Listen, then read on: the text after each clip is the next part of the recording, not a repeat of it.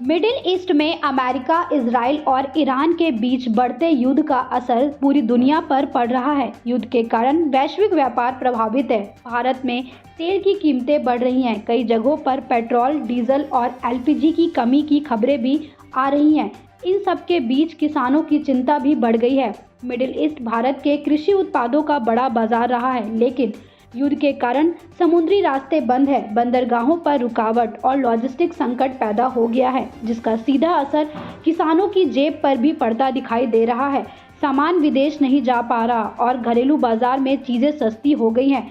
विशेषज्ञों का मानना है कि यदि यह स्थिति लंबे समय तक बनी रहती है तो इसका असर किसानों की आमदनी और कृषि अर्थव्यवस्था दोनों पर पड़ेगा। बता दें कि भारत दुनिया में सबसे ज़्यादा बासमती चावल निर्यात करता है, जिसमें से बड़ा हिस्सा मिडिल ईस्ट के देशों जैसे ईरान, सऊदी अरब, इराक, यूएई और कुवैत को जाता है। ईरान अकेले ही काफ़ी मात्रा में बासमती खरीदता है, लेकिन अब युद्ध के कारण समुद्री रास्ते, खासकर होर्मुज़ जलमर्ग और खाड़ी इलाके में जहाज़ों की आवाजाही रुक गई है।